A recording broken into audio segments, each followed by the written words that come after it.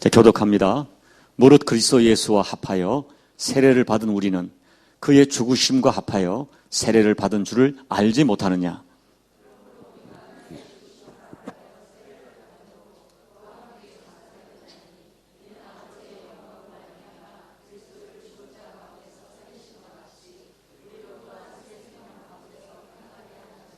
만일 우리가 그의 죽으심과 같은 모양으로 연합한 자가 되었으면 또한 그의 부활과 같은 모양으로 연합한 자도 되리라.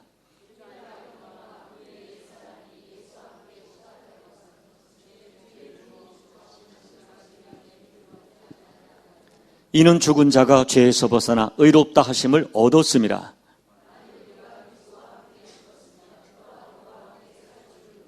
이는 그리스도께서 죽은 자 가운데서 살아나셨음에 다시 죽지 아니하시고 사망이 다시 그를 주장하지 못할 줄을 알미로라.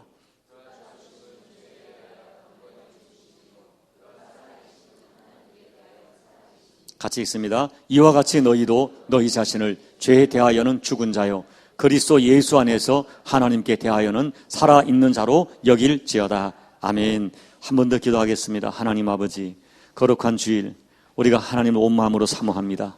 주님, 기도합니다. 주님을 간절히 사모하는 자들, 그 심령 속에 하나님 오늘도 은혜를 베풀어 주셔서 특별히 증거되는 말씀이 우리 혼과 영과 관절과 골수를 찔러 쪼개는 약속의 말씀으로, 능력과 생명의 말씀으로 들려지는 아름다운 시간 될 수 있도록 주님 도와주옵소서.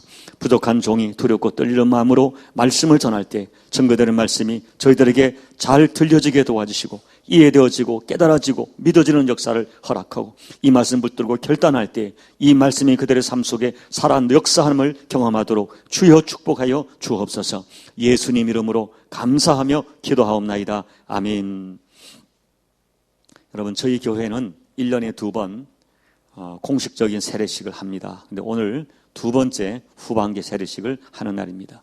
1부 예배는 세례식을 하지 않고요. 2부 예배 때 오늘 11분 그리고 2분이 입교, 또 한 어린이가 유아 세례해서 14분이 세례를 받게 됩니다.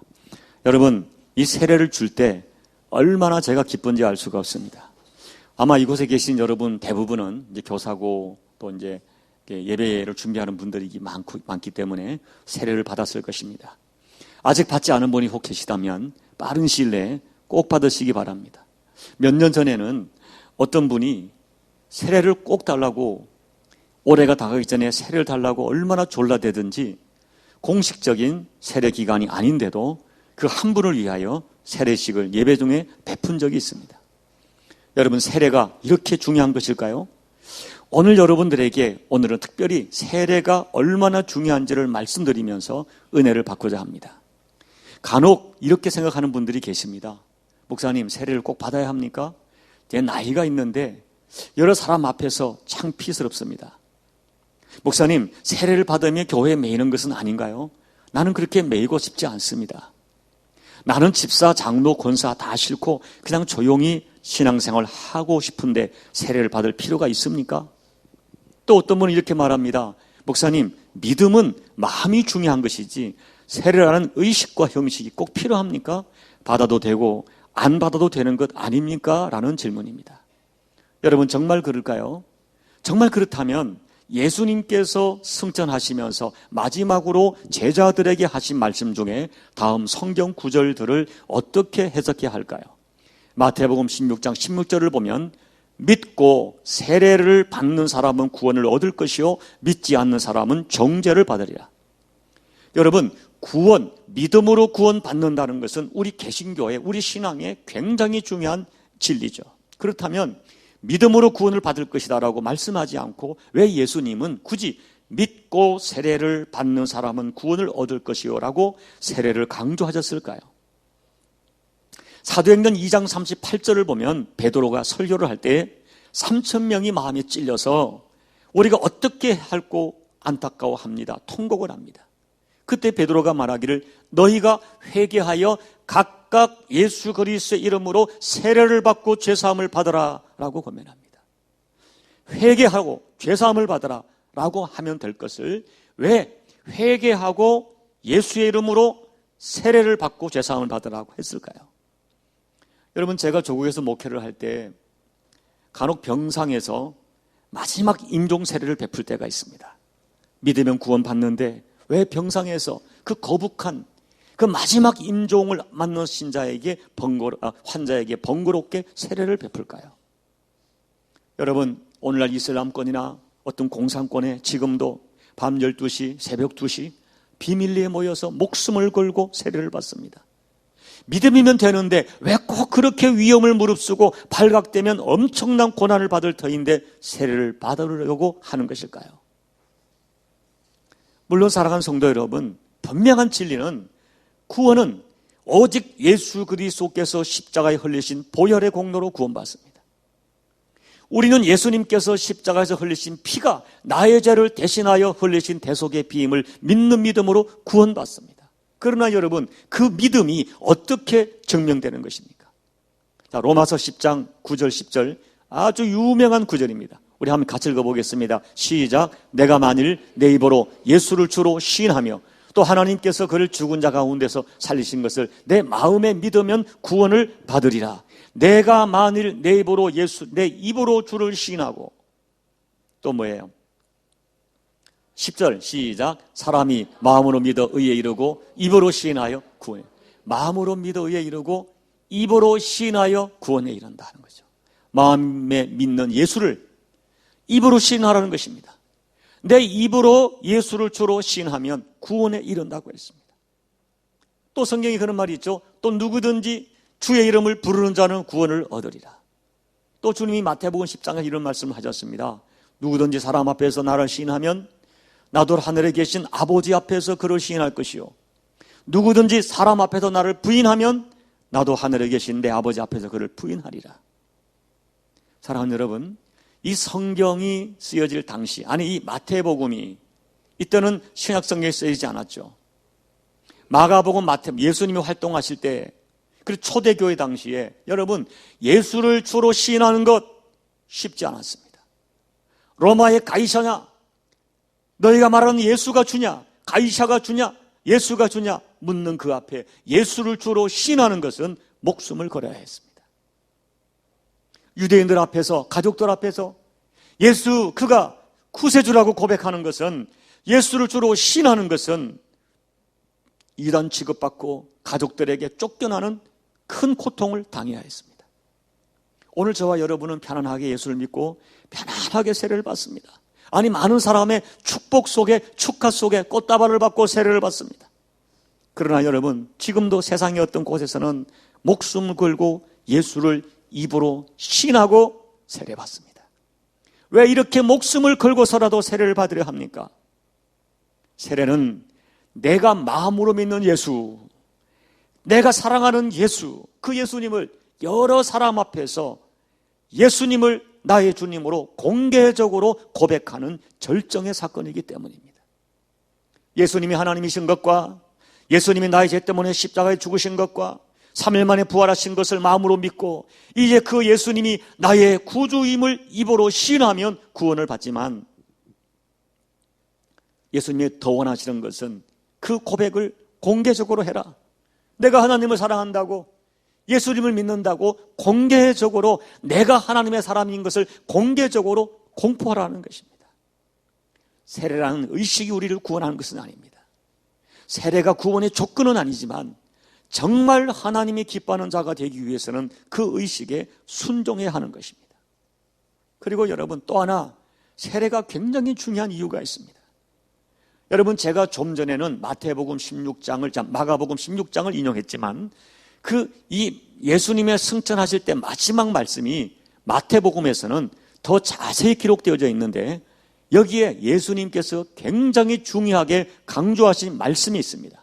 우리 마태복음 28장 19절 20절을 같이 읽어보겠습니다. 시작. 그러므로 너희는 가서 모든 민족을 제자로 삼아 아버지와 아들과 성령의 이름으로 세례를 베풀고 내가 너희에게 분부한 모든 것을 가르쳐 지키게 하라. 볼지어다 내가 세상 끝날까지 너희와 항상 함께 있으리라 하시니라. 19절을 한 번 더 보여주세요. 자, 잘 보세요. 여러분, 신구약 66권을 통틀어서 창세기 1장 1절부터 계시록 22장 21절까지 살펴볼 때 성부 하나님, 성자 예수님, 성령의 이름으로 명령하고 그 이름으로 이것을 행하라고 엄중하게 하신 말씀은 세례밖에 없습니다. 세례는 예수님의 마지막 명령입니다. 너무나 귀중하기 때문에 아버지의 이름으로, 아들의 이름으로, 성령의 이름으로 시행하라고 하신 너무 귀중한 의식입니다. 그러기에 여러분, 예수 믿는 사람들은 반드시 세례를 받아야 됩니다.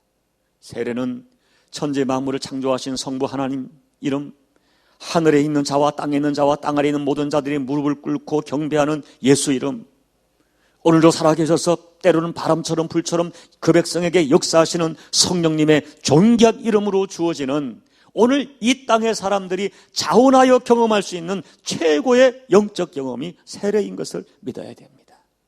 그러기에 여러분, 이 세례를 시시하게 받아서는 안 됩니다. 어떤 분은 세례 받으셨어요? 예, 그때 하도 정신없이 그냥 주변에서 받으라고 하니까 받았습니다.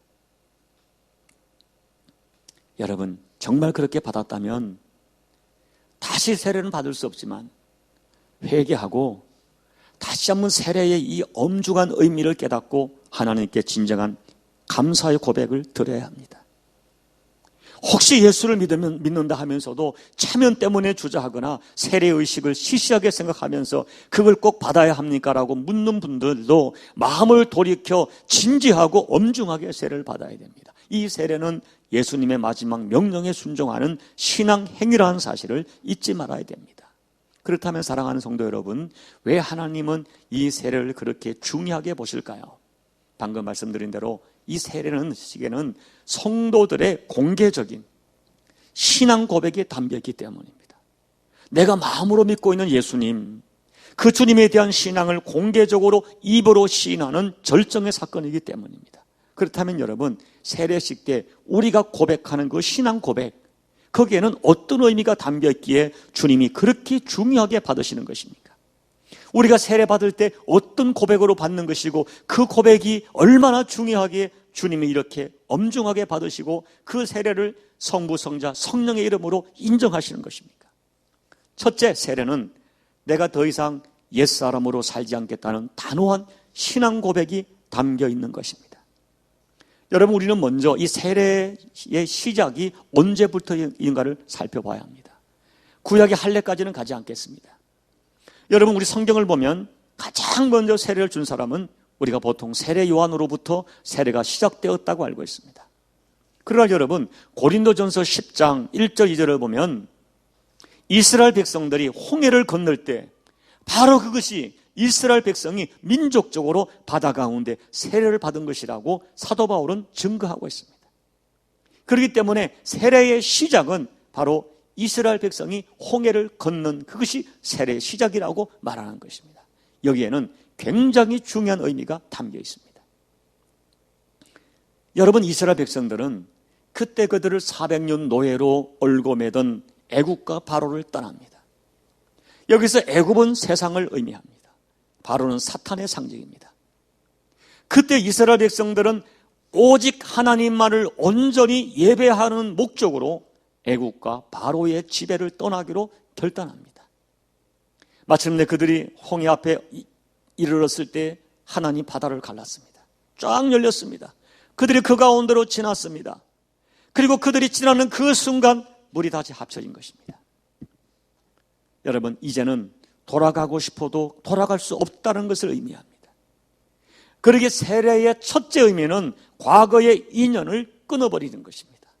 더 이상 애굽으로 상징되는 세상의 가치, 세상의 문화, 세상의 신을 섬기며 살지 않겠다는 결단의 고백이 세례입니다. 이제는 오직 하나님만을 섬기는 가나안의 삶을 살겠다는 신앙 고백이 세례인 것입니다.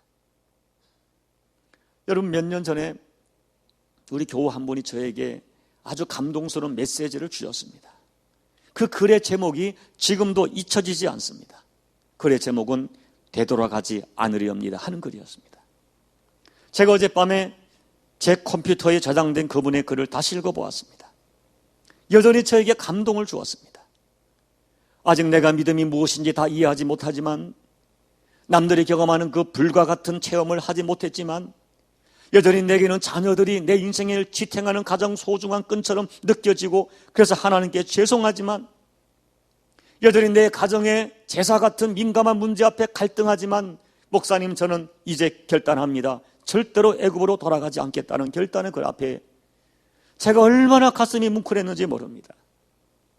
물론 지금도 여전히 영적 싸움을 하고 계시는 그분이지만 결코 애굽으로 돌아가지 않는 그분을 위해 저는 다시 한번 주께서 큰 능력으로 붙들어 달라고 기도를 드렸습니다. 사랑하는 여러분, 꼭 기억하십시오. 오늘 저와 여러분은 다시는 애굽으로 돌아갈 수 없는 사람들입니다. 우리는 이미 홍해를 건넌 사람들이기 때문입니다. 그러나 여러분 생각해 보세요. 애굽이 없어진 것입니까? 아닙니다. 건너갈 수 없지만 애굽은 살아있습니다. 애굽은 존재합니다. 애굽은 죽지 않았습니다. 더군다나 이스라엘 백성들은 400년 동안 애굽의 문화와 애굽의 음식에 익숙해져 있습니다. 그래서 홍해를 건너왔지만 조금만 불편하면 애굽이 생각이 납니다. 애굽의 고기 가마, 애굽의 그 음식들 그립고요. 광야의 천막 생활이 너무 힘들어 지겨우니까 애굽으로 돌아가고 싶은 마음이 꿀떡같이 들 때가 있었습니다. 그리고 여러분, 내가 하나님을 선택해서요 가나안의 삶을 가는데 삶이 그전보다 나아진 것은 별로 없는 것 같습니다. 하나님을 믿는데 삶은 나아지지 않으니까 이게 뭔가 하는 불평도 생깁니다. 그래도 그들은 애굽으로 돌아갈 수 없습니다. 다시는 건널 수 없는 홍해를 이미 건너왔기 때문입니다. 그리고 여러분, 이상한 것이 있습니다. 내가 굳이 애굽으로 옛날에 마음대로 먹고 마시던 애굽 시절이 그리고 애굽으로 돌아가려 해도 이상합니다. 옛날 같지 않습니다. 옛날에 애굽의 것이 그렇게 좋아 보였는데 애굽 방식으로 돌아가려 해보면 그게 아닙니다. 언제부턴가 애굽 문화가 내 몸에 오히려 맞지 않습니다. 전에는 아무렇지 않던 애굽 문화가 나를 괴롭게 합니다. 이제는 애굽 방식으로 살아가는 것이 이상하게 나에게 먹혀들지 않고 거북하고 괴롭습니다. 왜 그렇습니까? 이미 나는 홍해를 건넌 자이기 때문입니다. 내 안에 있는 영이, 내 안에 있는 성령이 내가 다시는 애굽이라는 죄의 영역으로 들어가서 살아서는 안 될 사람인 것을 가르쳐주는 것입니다. 오늘 6절 말씀처럼 다시는 우리가 죄에게 종노릇 하지 아니하려 함이니 너는 죄에게 종노릇 하는, 너는 애굽의 노예가 아니다. 너는 바로의 노예가 아니다. 죄에게 종노릇할 애굽 사람이 아니라는 것을 가르쳐주는 것입니다. 여러분, 복음이 무엇입니까? 하나님의 사랑이 무엇입니까? 홍해를 건넌 자를 하나님이 돌려보내지 않는 것입니다. 옛날이 좋았다고 원망하고 불평하면 때려서라도 고치실지언정 애굽으로 보내지 않습니다. 이것이 복음입니다. 이것이 하나님의 사랑이요, 이것이 구원입니다. 그러게 사랑하는 여러분, 세례가 무엇입니까? 내가 다시는 애굽 사람으로 살지 않겠다는 선언적 고백입니다. 애굽의 문화, 애굽 신을 섬기지 않겠습니다. 나는 하나님의 사람으로 하나님이 기뻐하는 하나님의 방식과 하나님의 문화로 살겠다는 선언입니다. 그렇기 때문에 하나님은 이 세례를 정말 귀하게 받아주시는 것입니다. 두 번째 세례는 오늘 이 6장 전체의 내용이죠. 나는 이제 영원히 예수님과 연합되었다는 고백입니다. 우리 사람의 예로 말하면 결혼 예식과 같습니다. 나는 이제부터 예수님과 뗄래야 뗄 수 없는 연합된 자로 살겠다는 고백인 것입니다. 여러분, 세례 받을 때 우리는 이렇게 고백합니다. 세례 받는 사람들 이런 고백을 하고 이런 고백이 확인되어야 세례를 주는 것이죠. 그것이 뭡니까? 나는 예수님께서 십자가에서 피 흘리신 것이 나의 죄 때문임을 믿습니다. 나는 예수님께서 십자가에 죽으실 때 나의 옛사람이 죽었음을 믿습니다. 또 나는 예수님께서 십자가에 죽으셨다가 3일 만에 부활하신 것을 확실히 믿을 뿐 아니라 예수님이 부활하신 것처럼 나도 부활할 것을 믿습니다라고 고백합니다. 여러분, 오늘 읽은 우리 6장 3절부터 11절 보면 안다, 알아야 한다, 알거니와 안다는 말이 3번 있고요.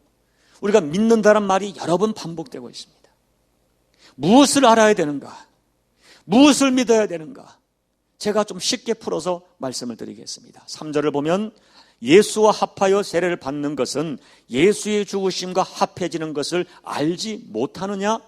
4절, 그러므로 예수의 죽으심과 합해져 세례를 받는 것은 예수님과 함께 묻혀서 장사 지낸 것을 의미하며 아버지 하나님의 영광스러운 능력으로 예수님을 다시 살리신 것 같이 우리들도 다시 살게 될 것이라. 5절 그의 죽으심과 연합된 자는 그의 부활과 같은 모양으로 연합된 자가 되리라. 8절 만일 우리가 그리스도와 함께 죽었으면 또한 그와 함께 살 줄을 믿노니. 11절 이와 같이 너희는 너희 자신이 죄에 대하여는 십자가에서 이미 죽은 자요 그리스도 예수 안에서 새롭게 살아난 자로 여길지어다 한 거예요. 제가 이것은 이 개혁판과 개정판과 현대어 성경과 현대인 성경을 복합해서 그래도 오늘 이 개혁 개정판에 맞게 조금 쉽게 바꾼 것입니다. 그런데 여기 여러분 11절에 여긴다는 말은 이것은 강력한, 다시 말하면 세례 받는 사람들이 어떤 마음과 자세와 믿음을 가져야 될지를 강력하게 결론짓는 단어입니다. 여기 여길지어다 한 것은 명령어입니다. 이 명령은 단순한 명령이 아니에요. 또 이 말은 믿으라는 말보다 훨씬 강한 뜻을 가지고 있어요. 이것이 뭡니까? 네가 깨닫든지 못 깨닫든지 체험을 했든지 못했든지 상관없이 이것은 이미 일어난 기정사실이라는 거예요. 네가 못 깨달아도 네가 체험을 못했어도 이미 일어난 기정사실로 받아들이라는 것입니다. 내가 세례받을 때 나의 옛사람은 죽었고 예수님과 함께 영원히 함께 살아날 새 사람으로 태어났음을 기정사실로 받아들이라는 것입니다. 여러분 결국 세례가 무엇입니까? 여러분 이 세상의 지식으로 본문의 말씀이 어떻게 이해되겠어요? 받아들일 수도 이해할 수도 없는 신비한 연합입니다. 믿음으로 예수와 내가 하나 됐다는 거예요. 우리가 결혼식 할 때 둘이 한 몸이 되었다는 말과 같은 것입니다. 우리가 이렇게 고백하는 것입니다. 신비한 연합이죠. 나는 예수님과 연합된 자입니다. 그러기에 예수님이 십자가에 피 흘려 돌아가실 때 나도 그때 죽었습니다. 나의 옛사람이 함께 죽었습니다. 그리고 예수님이 부활하실 때 나도 새 사람으로 부활했습니다. 그리고 이제 나는 나의 남은 인생도 예수님과 뗄래야 뗄 수 없는 관계로 주님으로 섬기며 예수와 연합되어 살겠습니다. 이 고백이 세례인 것입니다. 그렇기 때문에 세례는 우리가 우리 인생에서 죽게 드릴 수 있는 최고의 고백인 것입니다.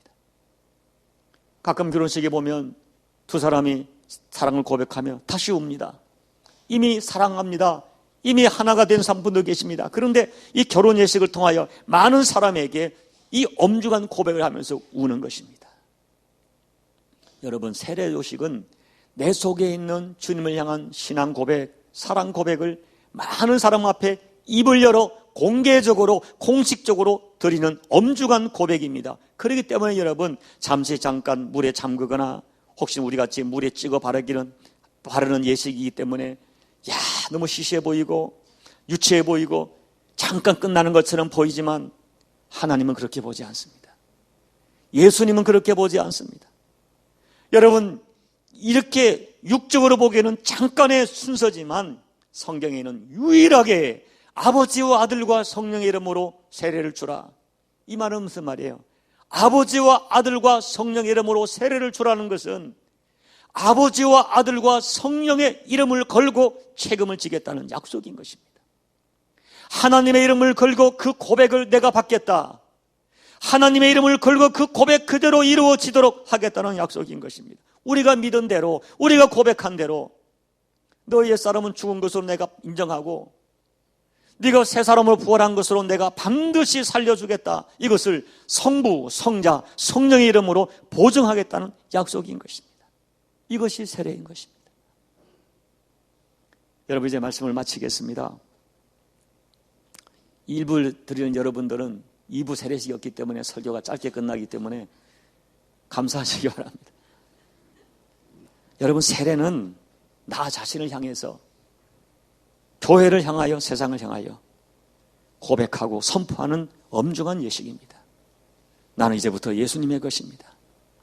나는 예수님과 함께 죽고 예수와 함께 살았습니다. 나는 이제부터 하나님 편에 소속되었습니다. 나는 이제부터 내 영혼, 내 인생, 내 미래를 하나님께 위탁합니다. 엄중하게 고백하는 것입니다. 그래서 하나님은 이 고백을 너무나 귀하게 받으십니다. 이 사건을 요한복음 3장에서는 거듭남이라고 표현하는 것입니다. 이 어마어마한 은혜와 축복이 여러분 모두에게 체험되어지시기를 예수님 이름으로 축원합니다. 기도드리겠습니다. 여러분 오늘 이 세례 예식의 이 엄중한 의미 깨달았습니다. 이미 세례받은 분도 거듭 받았죠. 다시 한번 주님 나로 하여금 그 고백 속에 세례받게 하심을 감사합니다. 성부, 성자, 성령 이름으로 인정하시고 보증하신 이 세례자의 삶을 내가 다시 한번 오늘 세례 예식을 임하는 사람들을 보면서 가슴에 새기겠습니다. 다시 한번 내가 애굽으로 돌아갈 수 없는 사람임을 고백하며 하나님 백성의 삶을 기어이 살아내겠습니다. 오늘 주신 말씀을 놓고 이 세례자의 이 어마어마한 신분과 어마어마한 약속과 어마어마한 축복을 내가 누리며 다시 한번 도전하며 지키며 살겠습니다. 우리 함께 기도하며 나가시겠습니다. 하나님 아버지 고맙습니다. 오늘도 저희가 주님 앞에 나와 말씀을 들으며 이 세례가 얼마나 엄중한 것인가, 얼마나 어마어마한 것인가를 다시 한번 말씀을 통하여 배웁니다. 주님, 여기는 우리 모두들 이미 세례받은 자들도 있고 앞으로 세례를 앞두고 있는 자들 있지만 이 세례가 얼마나 소중함을 깨달아 이런 결단과 고백으로 받는 저희가 되게 하여 주옵소서. 나를 위해 십자가 신 예수 그리스도 그신 내 죄 때문에 믿는 고백이 우리에게 실상이 되어지게 도와주시고 예수 부활이 나의 첫 열매가 되어 나도 반드시 부활할 걸 믿는 믿음으로 살 뿐 아니라 주님이 나를 십자가 피로 값주고 살렸으니 나 이제 주님의 것이 되었으니 평생 주님의 방법과 주님의 뜻대로 주님만 믿으며 살아가는 믿음의 고백이 우리 삶 속에 실상이 될 수 있도록 하나님 역사하여 주옵소서. 하나님 아버지, 오늘도 말씀을 통하여 그리고 세례 예식을 통하여 우리가 어떠한 신분의 사람이며 세례받는 것이 얼마나 엄중한 고백이고 우리 하나님 아버지께서 성부 하나님 이름으로 성자 예수님의 이름으로 성부 하나님 이름으로 받으시고 인정하시고 인치시는 엄청난 축복의 사건인 것을 믿어지게 하시고 하심을 참으로 감사를 드립니다. 여기 있는 저희들 이미 예수 믿어 세례받은 자들인데 다시 한번 이 세례자의 신분과 이 의미가 무엇인가를 가슴에 새기면서 아버지, 이 세상에서 나의 정체성을 끝까지 지켜내는 저희들, 여전히 애굽을 그리워하고 여전히 가나안의 땅에 살면서 애굽의 문화와 애굽의 음식과 애굽에 그대로 쳐져 살아가는 어리석은 자 없게 도와주시고 하나님 아버지, 하나님의 사람으로서 성부, 성자, 성령 이름으로 인친 자의 이 신분을 나 또한 보존하며 지켜가는 거룩한 결단으로 살아가 세례자의 삶이 우리 삶의 실상으로 보여줄 수 있는 우리 모두가 될 수 있도록 축복하여 주옵소서. 살아계신 예수님의 이름으로 감사하며 기도하옵나이다. 아멘.